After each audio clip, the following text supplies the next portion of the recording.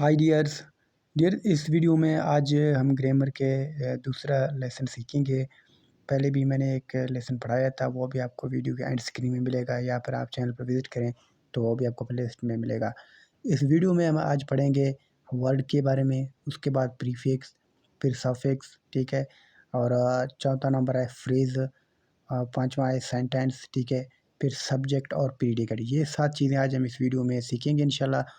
इसके अलावा अलावा अगर आप पहली दफ़ा चैनल पे आएँ तो काइंडली चैनल को सब्सक्राइब कीजिए ताकि आप भी हमारे सब्सक्राइब फैमिली का हिस्सा बने।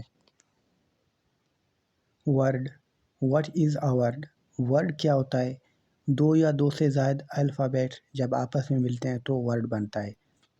यहाँ पर हम कुछ मिसाल लेते हैं। फॉर एग्ज़ाम्पल जैसे बैट, BAT बैट, ठीक है, ये 3 अल्फ़ाबेट मिलकर एक वर्ड बनता है। उसके बाद है रोड, ROAD, ठीक है, इसमें 4 अल्फ़ाबेट्स हैं और यहाँ पे रोड का वर्ड बना है मेरे पास, ठीक है। फिर है एरो, फिर है मोबाइल, ठीक है, आखिर में है क्रिकेट। इनमें से हर एक को अगर देखें 2, 3, 4, 5, 6, 7 इस तरह से यानी वर्ड अल्फ़ाबेट मिले हैं तब जाके एक वर्ड बनता है, तो इस तरह वर्ड इसको कहते हैं। वर्ड में हमें 2 चीज़ मिलेंगे, ठीक है, एक है प्रीफिक्स, दूसरा है सफिक्स। तो जैसे मैंने यहाँ पे लिखा है वर्ड है हमारे पास कंप्लीट, कंप्लीट यानी मुकम्मल।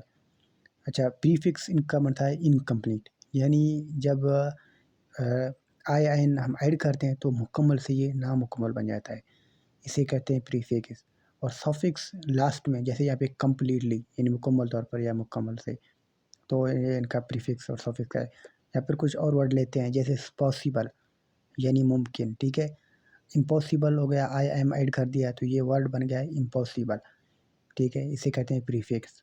और यहाँ पे पॉसिबिलिटीज़ यानी इम्कानात, सफिक्स, ठीक है।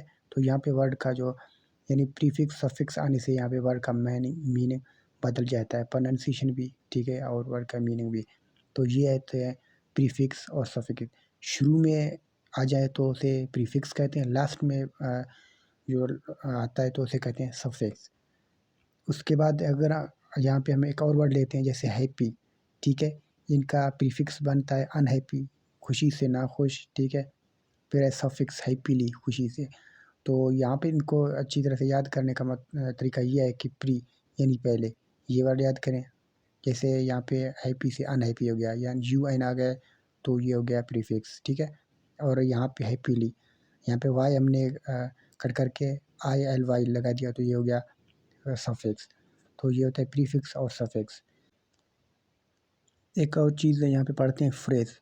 What is a phrase? जब आपको कोई पूछे कि फ्रेज़ क्या होता है, तो phrase basically is a combination of words, ठीक है। फ्रेज़ दरअसल अल्फाजों का मजमूआ होता है। लेकिन एक चीज़ याद रखें कि फ्रेज़ में हमें कभी भी कंप्लीट मैसेज नहीं मिलता। फॉर एग्ज़ाम्पल मैं आपको यहाँ पे कुछ दिखा देता हूँ।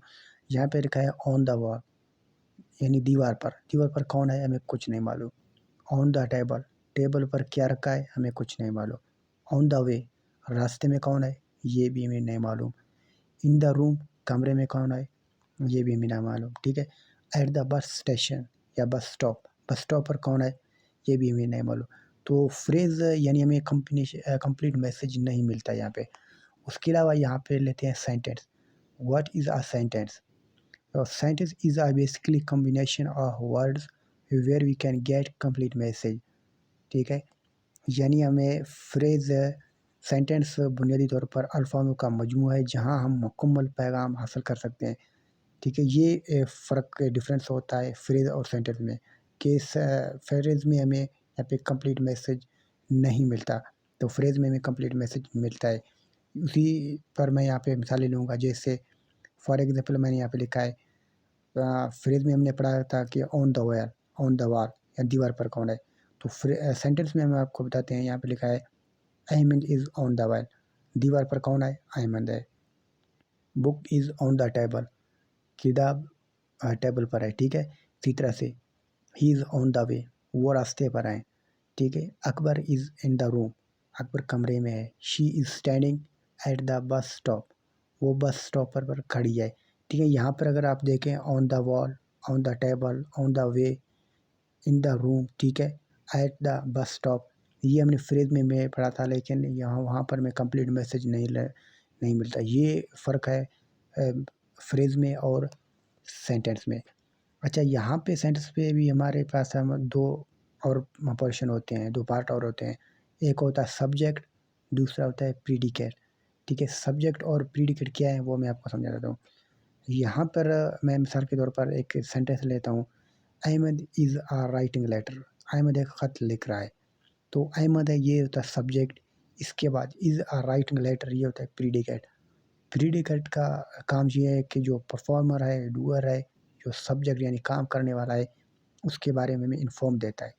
तो ये होता है फ़र्क सब्जेक्ट और प्रीडिकेट में। या फिर कुछ और मिसाल लेता हूँ, जैसे यहाँ पे she is listening a song, वो गाना सुन रही है। शी क्या है? सब्जेक्ट है, इज़ लिसनिंग अ सॉन्ग ये बकाया जो इतने भी पार्ट बचे हैं ये इसको कहते हैं प्रीडिकेट, ठीक है? या फिर एक और मिसाल लेता हूँ, ही क्लोज्ड द डोर, उसने दरवाज़ा बंद कर दिया। अब यहाँ पे सब्जेक्ट है हमारे पास ही, ठीक है? दरवाज़ा किसने बंद कर दिया? ही ने, ठीक है? तो ही हो गया सब्जेक्ट, परफॉर्मर, डूअर जो काम करने वाला होता है, ठीक है? उनका जो बकाया पार्ट है, जो हमें मैसेज कन्वे करता है, जिसके बारे में इन्फॉर्म देता है, उसे कहते हैं प्रीडिकेट, ठीक है? तो इस तरह से मज़ीद वीडियो देखने के लिए चैनल को सब्सक्राइब करें और आपने पहले वाला लेसन नहीं देखा तो आप